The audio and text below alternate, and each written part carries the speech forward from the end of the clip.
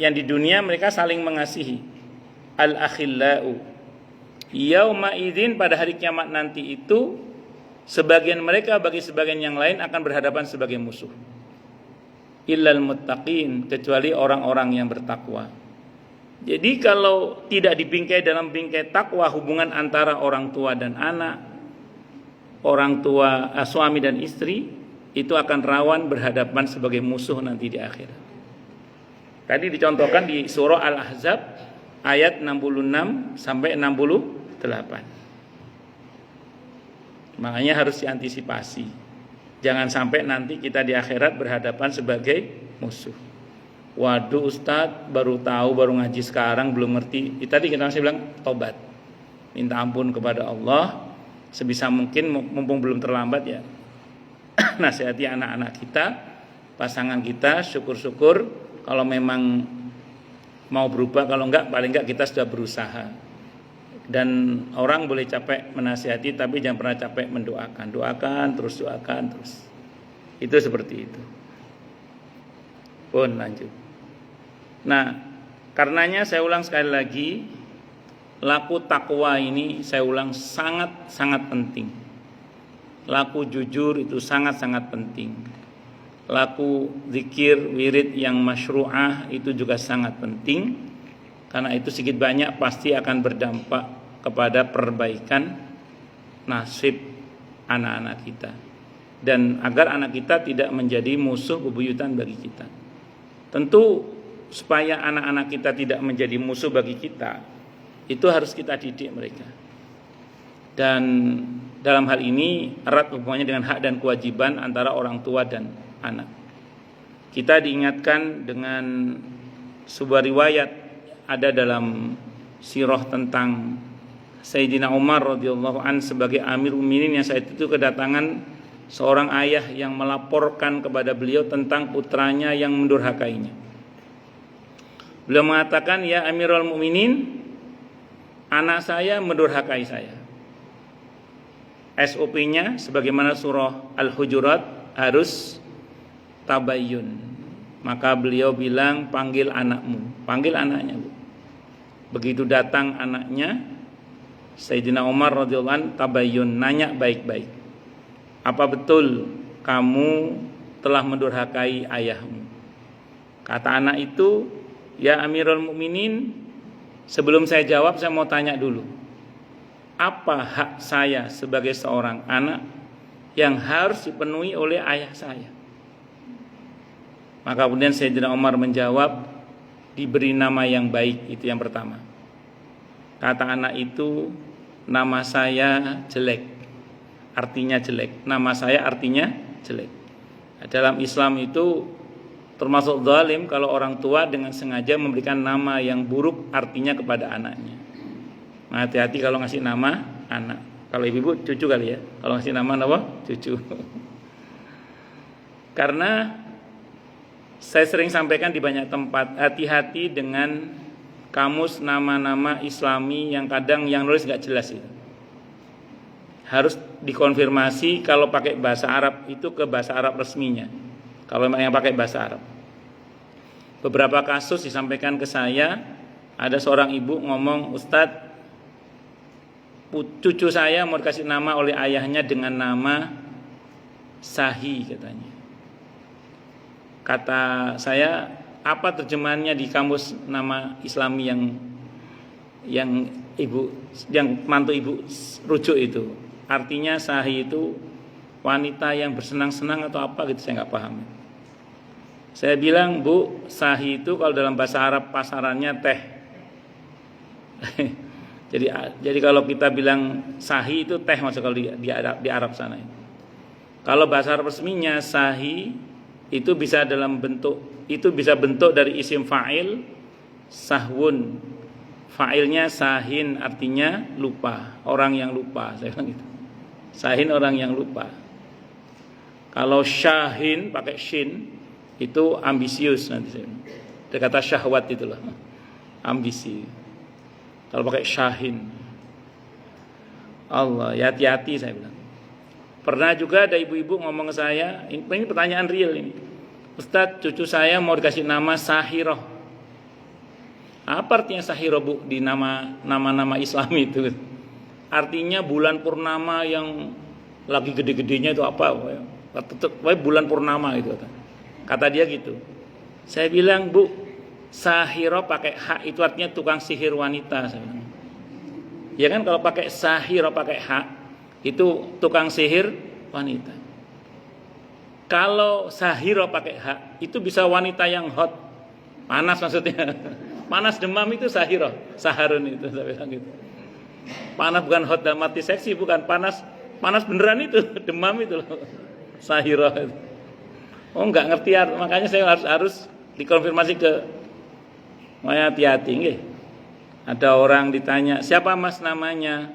Tony. Nama lengkap Syaitoni misalnya. Kan ya repot. Jadi saya ulang harus dikonfirmasi ke bahasa Arab resminya biar benar artinya. Sekarang anak muda sekarang kan banyak yang keren-kerenan gitu. Kayak apa padahal ternyata artinya jelek. Itu satu. Yang kedua, kata Sayyidina Umar radhiyallahu an, diberi ibu yang baik. Kata anak ini, ibu saya seorang majusi, perangainya buruk. Nah, dalam Islam itu pendidikan bukan sejak dini, tapi sejak mencari istri kalau bagi suami. Kalau bagi istri sejak mencari suami. Dengan kata lain pula, kalau sudah terlanjur, adalah tugas ini, andai kan ada bapak-bapak, sering saya tekankan, adalah tugas seorang suami mendidik istrinya. Jadi antara tugas suami adalah mendidik istrinya agar menjadi ibu yang baik bagi anak-anaknya. Ini pertanyaan real ke saya juga, bahwa sebagian bapak-bapak berkata tidak cukup ilmu, Ustaz. Ada yang tidak cukup nyali, Ustaz. Kan ada bapak-bapak yang nyalinya kalah sama ibu-ibu. Biasanya begitu, itu di wajah bapak-bapak tersebut tampak gurat-gurat penderitaannya biasanya. Tapi oke lah, problemnya kurang ilmu. Kalau kurang ilmu, saya sering bilang ke bapak-bapak itu, tolong istrinya jangan diizinkan datang ke majelis taklim. Kalau bapak-bapak kurang ilmu, tolong istrinya jangan diizinkan datang ke majelis taklim. Jangan diizinkan tapi suruh. Nah, ngaten nggih? Karena kalau diizinkan kadang enggak jalan. Suruh, sangoni, kasih uang gitu, Bu ya. Jalan baru. Tapi ibu ini alhamdulillah sudah jalan semua, alhamdulillah, masya Allah. Terus kata Sayyidina Umar, yang ketiga, diberi pendidikan yang baik. Kata anak ini, ayah saya cuek dengan pendidikan saya. Dia sibuk dengan kesenangan dirinya, lupa akan pendidikan saya. Itu Sayyidina Umar tidak melanjutkan kewajiban orang tua. Padahal kewajiban orang tua itu banyak, cuman beliau tidak lanjutkan. Langsung beliau menghadap ke arah sang ayah sambil berkata, kamu telah mendurhakai anakmu sebelum anakmu mendurhakai. Jadi istilah orang tua durhaka kepada anak itu ada dalam istilah Sayyidina Umar radhiyallahu anhu. Sebagaimana di Al-Quran ada istilah istri yang nusyuz, di An-Nisa 34-35 itu. Tapi istilah suami yang nusyuz itu juga ada di surah An-Nisa ayat 128 itu. Jadi jangan salah, istilah istri yang nusyuz itu ada, istilah suami yang nusyuz itu juga ada. Nah, istilah anak yang durhaka pada orang tua itu ada, istilah orang tua yang durhaka kepada anak itu juga ada. Saya mau teruskan, kok ibu-ibu melototin jam gitu. Ya monggo silakan, yang mau tanya dulu aja deh. Yang mau tanya, protes, marah boleh. Mohon maaf untuk keterlambatan saya nggih. Monggo silakan. Ya. Oh nggih Bu, monggo. Waalaikumsalam warahmatullahi wabarakatuh. Kira-kira anak itu supaya hidup dalam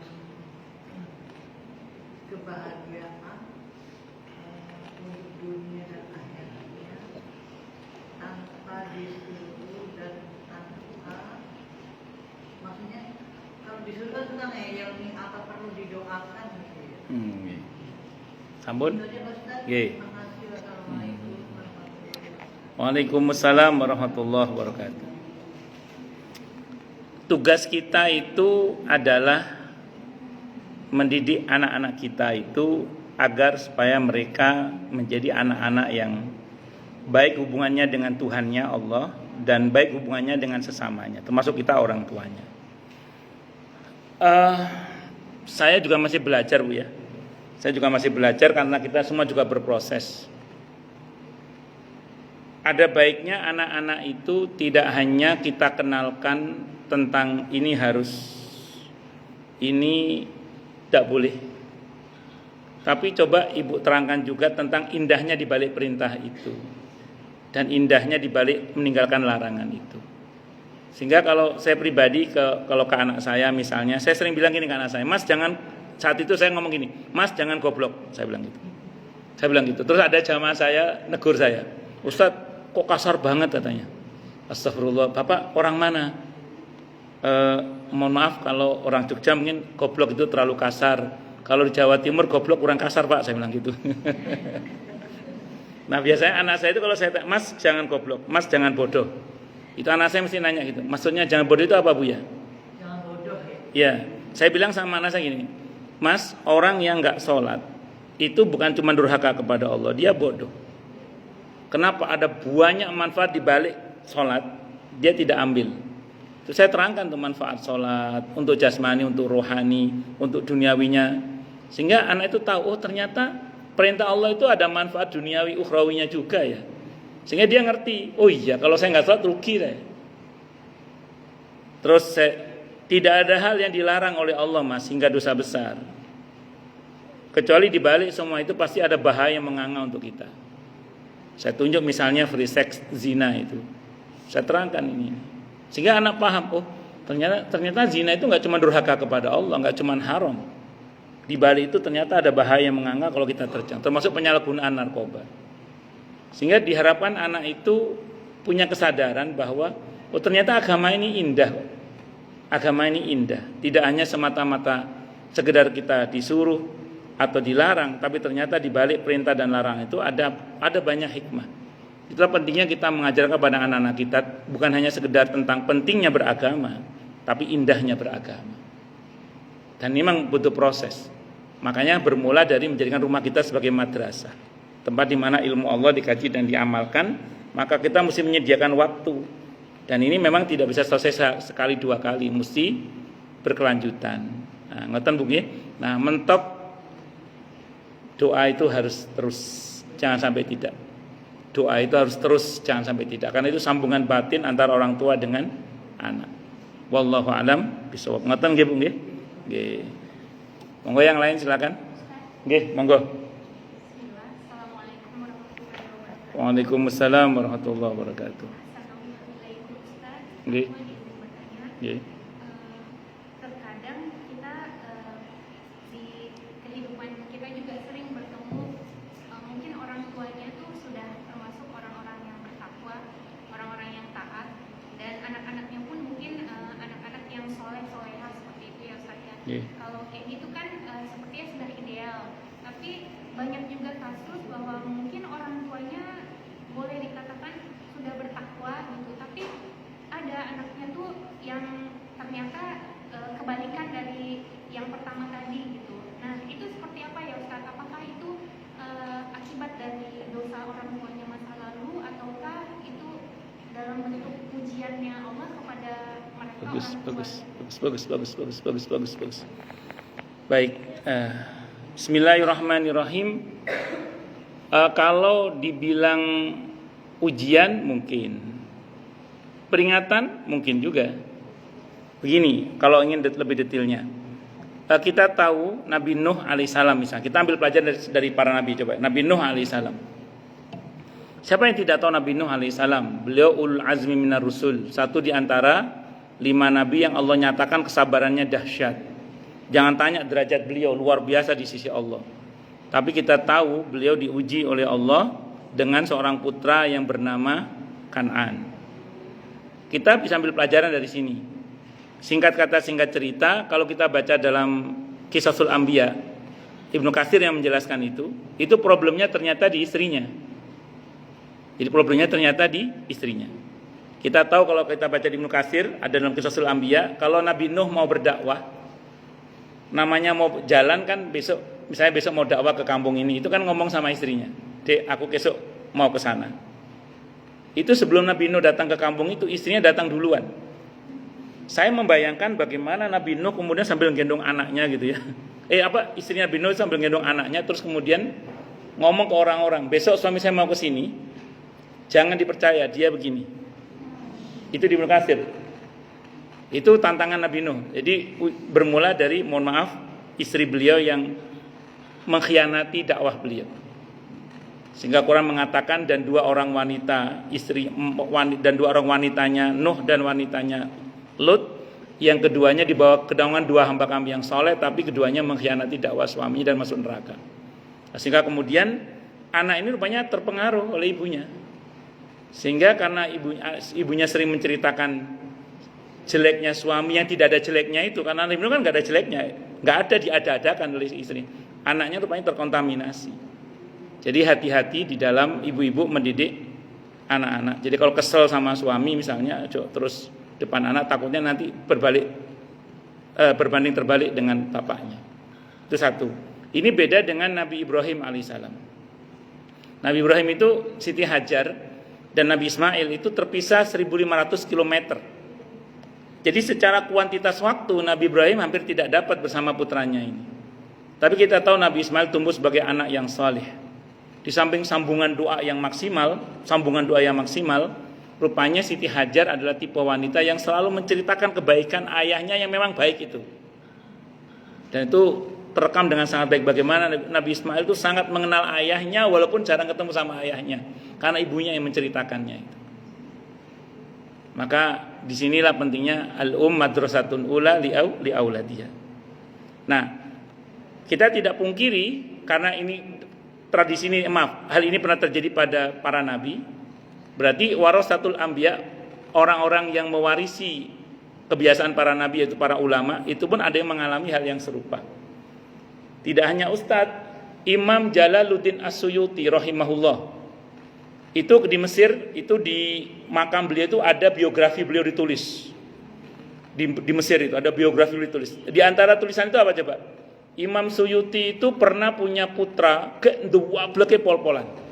Bukan dablek, nduwableke pol-polan. Imam Suyuti, siapa yang tidak tahu Imam Suyuti? Mufassir, muhaddis, faqih beliau itu. Ulama, seorang yang taqi, seorang yang zahid, macam-macam. Imam Suyuti rahimahullah. Itu punya putra yang nduwablek. Suatu saat beliau itu berdoa dalam di kisah di dinding itu, di dinding yang ada di makamnya biografi itu. Ada tulisannya, Pak. Imam Suyuti berdoa, ya Allah, kalau anakku yang satu ini sudah nggak bisa dibenerin, matikan saja sudah. Itu sampai gitu doanya Imam Suyuti, sampai saking keselnya sama anaknya. Pas habis didoakan begitu itu, anaknya hilang. Loh, nanti anakku kok hilang? Nanti belakangan ketemu anaknya ada di Maroko, mesantren rupanya. Pulang-pulang jadi ulama besar, masya Allah. Jadi yang penting jangan pernah capek untuk mendoakan, walaupun mungkin capek menasihati. Qadhi Iyad, Fudail bin Iyad, bukan Qadhi, Fudail bin Iyad radhiyallahu anhu rahimahullah. Beliau itu punya putra namanya Ali putranya. Ali ibn Fudail bin Iyad rahimahullah.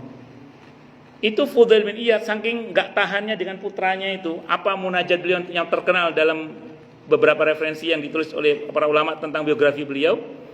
Kata Fudail bin Iyad, ya Allah, aneka daya upaya telah hamba kerahkan untuk mendidik anak hamba Ali, tapi anak hamba tetap, kalau bahasa kita ndablek lah.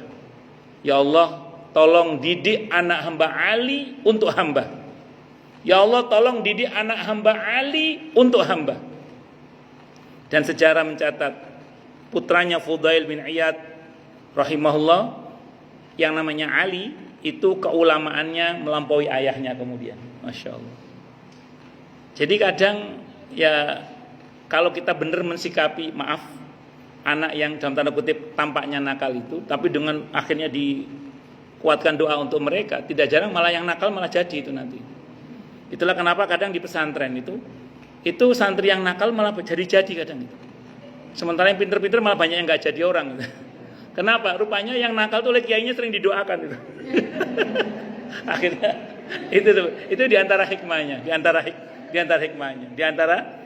hikmahnya. Coba ibu-ibu kalau ada anak dua, ibu punya dua anak, yang satu baik, yang satu kayak rodok nakal. Yang baik tetap didoakan, tapi yang nakal lebih sering didoakan kan. Kadang malah yang jadi itu dan tidak usah khawatir. Asal kita terus yang penting kita jangan berburuk sangka kepada Allah ya, bahwa doa kita tidak dikabulkan. Tetap yakin doa kita dikabulkan oleh Allah. Percayalah, mungkin doa kita belum bekerja sekarang, tapi nanti insya Allah. Nah, ngeten nggih. Wallahu a'lam bishawab. Afwan nggih. Monggo silakan atau cukup dulu. Sudah hampir maghrib nggih. Nggih pun. Dari saya pribadi kita tutup dengan alhamdulillahirabbil alamin. Semoga kajian kita bisa bermanfaat, mubarakah fi dini wa dunya wal akhirah untuk kita, keluarga kita dan seluruh umat Islam semuanya. Dan mudah-mudahan kita semua dijadikan oleh Allah sebagai orang-orang yang sukses dunia akhirat, selamat dunia akhirat, bahagia dunia akhirat, dan dipermudah setiap urusan kita oleh Allah fi dini wa dunya wal akhirah. Semoga Allah limpahkan hidayah selalu untuk kita. Semoga Allah tingkatkan selalu hidayah untuk kita, dan semoga Allah berikan hidayah untuk siapapun yang melihat kita. Subhanakallahumma bihamdika asyhadu an la ilaha illa anta astaghfiruka wa atubu ilaik. Sallallahu alaihi Muhammad wa ala alihi washabihi wasallam. Saya mohon maaf. Assalamualaikum warahmatullahi wabarakatuh. Masya Allah, sebenarnya temanya penting banget ya buat kita orang tua.